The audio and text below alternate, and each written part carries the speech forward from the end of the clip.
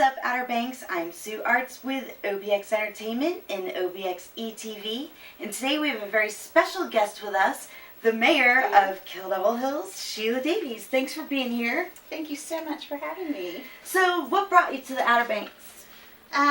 Well, originally I moved from Suffolk, Virginia. I was the first executive director of the YMCA. So I was working as an assistant director at the YMCA in Suffolk, and then when they were starting to build this one, I was like, pick me to be the director of this one, because I had always vacationed here as a child and was anxious to come live here. Nice. So that's been a few years back now. It was. That was in, the YMCA opened in December of 2001. Wow. So, it's hard to believe. It is hard to believe. So, what made you decide to get involved with local government? Were you always interested in politics? I actually became interested when I was the director of the YMCA. We were frequently going before the town of Nags Head at the time for whether it was changes in our use at the YMCA, or we did the big expansion a couple of years after we opened. And so that was my first exposure to local politics, and I was intrigued by it and interested in it. And then when I moved to Kill Devil Hills, I got involved with the Zoning Board of Adjustment as a volunteer, community volunteer, and really enjoyed that. And so I figured at some point maybe I'd want to look at a commissioner seat. I also did my master's in public policy and administration, and so I had an interest in it. But I think what really turned the tide was back when I ran for mayor in 2011. Some citizens had come and said, hey, we're not really happy with the level of interaction between the elected officials and the citizens. Mm-hmm. And I said, I'd like to make some change. Would you be interested in running for mayor? Because I don't think there was anybody at the time that was really willing to do it. So I said, I'll give it a try.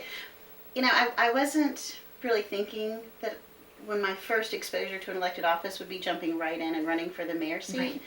But I said, okay, we'll give it a shot. I felt like I had the skill set and the experience between, you know, being the YMCA director and at the time having some public administration experience with the health department. So I said, we'll give it a shot. And I guess, gosh, that's almost 6 years ago now, 3 terms later. Wow, that's awesome. So yeah, you seem like really easy to talk to. Do you have people coming up to you all the time, like just, you know, throwing in their 2 cents or asking you questions? And you know, a fair amount, but not inappropriately. I mean, you know, it's in a small community, I think, which is what I love about our community, is that you go everywhere and you know somebody. Mm-hmm. And, you know, some people don't like that. I personally like that. You know, I like being in the grocery store and, hey, how are you? And, you know, and obviously sometimes people will stop when we're in line at the grocery store. So what's going on with this beach nourishment thing? Or, mm-hmm. But I think that's great. I think it, you know, it to me just reinforces the value of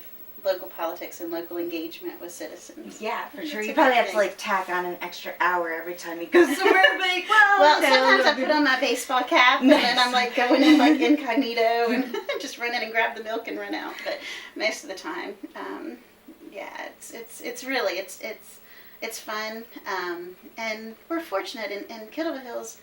We have an amazing staff. Mm-hmm. And you know, in small communities, your elected officials, it's part-time work because the day-to-day stuff is all managed by your town employees, and the town manager, and all of, in Kill Devil Hills we have about 111 employees. Wow. And so that day-to-day stuff I don't get caught up in, which is great that I'm not supposed to. Right, so it's really more the big picture, the policy, the vision, and of course, you know, the big issue is the budget, but very few people come up and say, you know, what about that $14.7 million budget? What are you doing with that, you know? So. Yeah. Well, you just mentioned Beach Nourishment, and I know we are very excited for that. So can you tell us a little bit more about the project? Because it's coming up, right? It is. I tell you, it's very exciting. Beach Nourishment in Kill Devil Hills has been discussed and, you know, contemplated, gosh, going on 15 years, mm-hmm. maybe even more. I really will just take a moment to put a plug in and for Bill Pitt. He's one of the commissioners. He passed away. It's almost been 2 years ago now. But in my mind, he's like the father of beach nourishment in Kill Devil Hills. And so he's going to be looking from where he is when we finally get our sand on the beach. But he was one of those driving forces that knew this was something that we needed to do to protect our greatest asset down here. And it is incredibly exciting that come this August, we're going to be seeing sand put on the beach in Kill Devil Hills. So it's been a long, long process. Lots of permit, lots of money. I mean, it's definitely an expensive endeavor. And it is the first, because we'll be doing beach nourishment, but then we're committing, at least this board and hopefully future boards are committing to the re-nourishment process that will need to happen every 5-7 years, depending on how the nourishment lasts, the longevity of it. But it also just happened to come together, with Duck and Kitty Hawk and Kill Devil Hills doing it as a tri-project, saved a considerable amount of money. I mean, millions of dollars by all of us going in together. And so they're starting in Duck. They're starting the mobilization now, starting to get the equipment ready. They'll do Duck's project and start at the end of May and do it through June. And then Kitty Hawk will be, for the most part, July, and then Kill Devil Hills will be August into September. So, nice. Yeah, it'll be about a 6-week project once they start. Oh, that's not too bad. It really isn't. I mean, when they're right there in front of you, we know it's going to be an inconvenience for some folks. But they will be continually moving. So it might be in front of where you are for 3 to 4 days, and then it's going to move. So unless you happen to be in a bad weather period where they can't do anything, and they've set up, it shouldn't be there for your, let's say you come down for a week's vacation.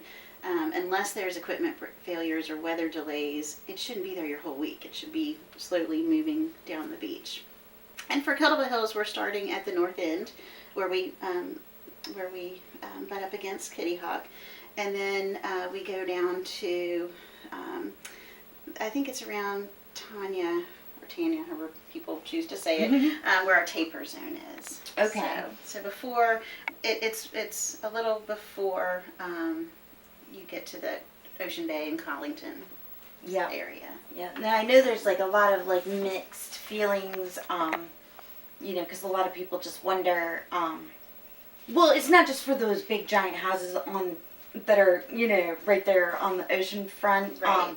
I know with us, with small kids, they're in Kill Devil Hills. There's like a drop off, not to mention Tiny Beach, at high tide, and we would always go to Nags Head because there's like that gradual. We do the same thing with our young children. Yep. So now it'll just we can stay closer to home. Yeah. So it's been like how many years? Like 5 or 6 years, maybe from Nags Head. Yeah, because they're starting to talk about re-nourishment now. In fact, they just were. The mayor went before the county commissioners to make sure that the county was going to be able to support some of their re-nourishment project, which they received funding approval with that. So fortunately, Nags Head paved the way for a lot of the other towns that are now following suit. And there still are mixed feelings from some people about how effective it is, but when Nags Head has released their storm damage post having their nourishment compared to the storm damage of the other towns that have not had beach nourishment, it's significant. And so it protects those oceanfront homes, but it also protects all of our livelihoods because we're all linked to it. Whether you think you work in the service industry that's directly tied with the beach or not. I mean, my full-time job is in public health. Well, we would not need as big of a public health department if we weren't serving as many people. And if we don't have the beach that links those jobs, there wouldn't be the people to serve. So there is a connection everywhere with our greatest asset, which is the beach. So I think Nags had paved the way for more of an understanding of that, and also the education of it's not just to have a wider beach. A lot of the sand that's pumped on is pumped on under the water, and it's to stop that wave action. Right. So you may not see that, and even when the beach starts, it's less visible.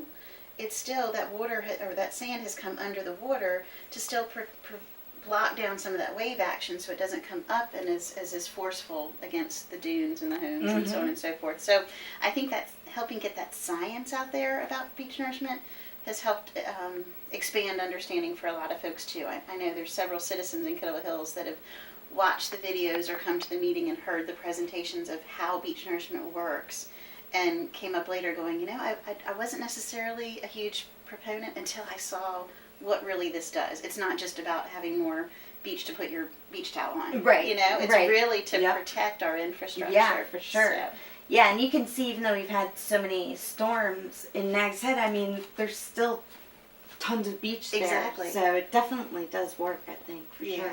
Yeah, I'm really, really excited about that. Yeah, so. we are too. So it'll be done, I guess, by the fall, or the goal for Kettle Hills is it would be done by September, sometime in September. So I mean, and if all goes well, it's like I said, it's a 4 to 6 week process once they start in Kettle Hills, and they're expected to start the beginning of August if the other 2 towns go on schedule as well. So yeah, nice, awesome. Yeah, we're definitely looking forward to it. Great. And I will throw a plug out there if anyone's interested in kind of following exactly where is it. The county, in collaboration with the towns, has a website, More Beach to Love.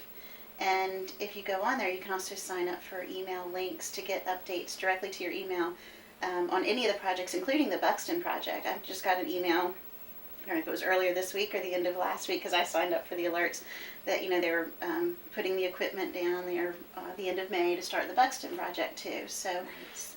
Great way to stay informed. And if you're from out of town and you want to know, you know, how is it going to affect my vacation or where I'm renting, it's actually going to show the mobilization, so you can even track where it is as well. Right, yeah. And I know there might be some equipment on the beach, you know, in the season, but won't be there for long, and it's definitely going to be worth it, because there'll just be a lot more area for people to. You won't see people in Kill Devil Hills with their blankets like almost up on the dune. Yeah, or yeah. Is that your stuff or my stuff? Yeah.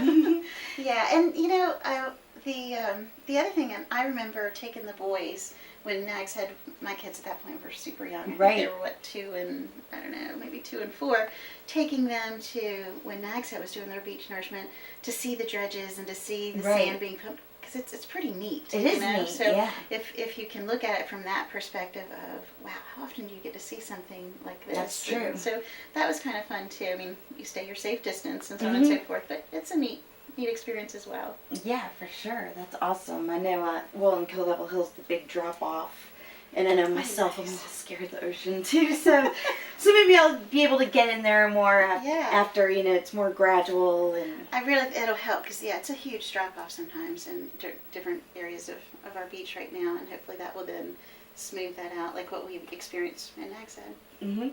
Great. Well, so that'll be done in September, and then looking ahead to the fall, I guess it is an election year, isn't it? It is. That's right. Yeah, for municipalities, it's the odd year. Yep. So are you going to be running for mayor again? I am. Yes. Nice. I recently have had the opportunity to talk there with my husband and the boys, and then a couple of folks that were really supportive to begin with, and so, you know, do we think this is the right thing to do again to file? And yes. So, you know, the nice thing in Kettle Hills is the mayor term is 2 years. Okay. And so, whereas a commissioner's term is 4 years. And it's good and it's bad. It's good from the sake of making a commitment, you know, that, okay, it's in a 2-year block. Right. And you're putting things in perspective of what can be accomplished in 2 years. I would say it's bad only because it's every 2 years. So this will be my 4th election. Wow. Yeah. 2 of them I had an opponent, and 1 of them I didn't.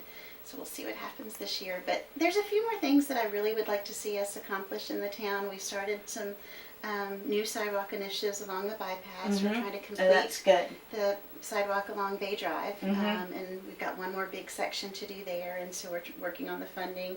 I still have a goal of trying to make, working with some partners about making a fully accessible beach access down to the water. We don't have one of those down here in the Outer Banks right now. It's hard for some people. Yeah, we have Jockey's Ridge where you can get on the beach, but we've got some broader vision. So there's a few more things that within the next 2 years I'd love to see us be able to accomplish. So awesome. Very awesome. Yeah. So last but not least, so what do you like to do on your day off? What's your favorite thing to do? Spending time with the kids and my husband for sure, and I also play tennis. Oh, so cool. That's one of my fun things. In fact, our local ladies tennis team, we've qualified the team that I'm on to go to state. So oh, wow. on June 24th through the 6th, we'll be going to Winston-Salem to play in the state tournament. So So that's kind of my release. Stress release. Yeah, for sure. Right? Those Um, balls pretty good.